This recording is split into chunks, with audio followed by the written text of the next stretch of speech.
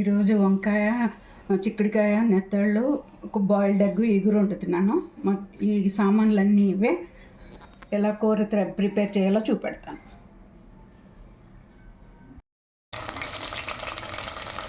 నెత్తళ్ళు సగం వేగిని, కోడిగుడ్డు కూడా వేసేస్తున్నాను దీంట్లోనే. బాగా వేగాలి, లేకపోతే నీసు కంపుకి వస్తాయి.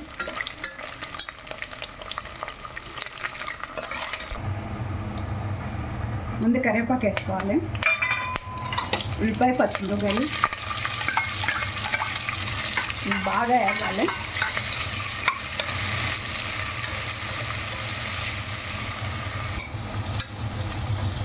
ఉల్లిపాయ సగం వేగింది. ఈ లోపల మసాలా కొట్టుకుందాం. మసాలా లవంగాలు, దాల్చిన చెక్క, ఒక పాయ వెల్లుల్లిపాయ, గసగసాలు, ధనియాలు, జీలకర్ర కొట్టేసింది. నేను అల్లం వెల్లుల్లిపాయ పేస్ట్ అయినా ఎక్కువ అల్లం వెల్లుల్లిపాయ పేస్ట్ అయినా ఉల్లిపాయ ఎగిపోయింది. మసాలా అంతా వేసేస్తున్నాను. ఇందులో కారం, ఉప్పు, పసుపు అన్నీ వేసాను. మసాలాతో పాటు పచ్చవాసన పోయేదాకా వేపాలి. వేపాక ఇప్పటికే వంకాయ వేసుకున్నాం.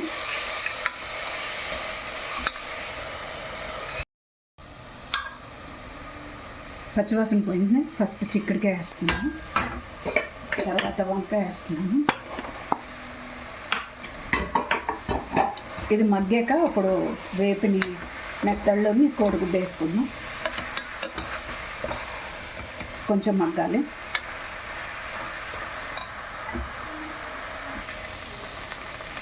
వంకాయ మగ్గిపోయింది. కొద్దిగా నీళ్ళు వేద్దాం. మసాలా నీళ్ళే ఇవన్నీ ఊచి ఇప్పుడు కోడిగుడ్డు, నెత్తళ్ళు వేసేద్దాం.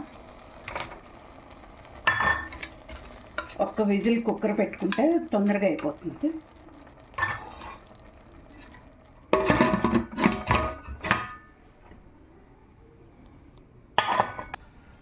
ఒక విజిల్తో అయిపోయింది. కూర రెడీ అయిపోద్ది. తీస్తాను.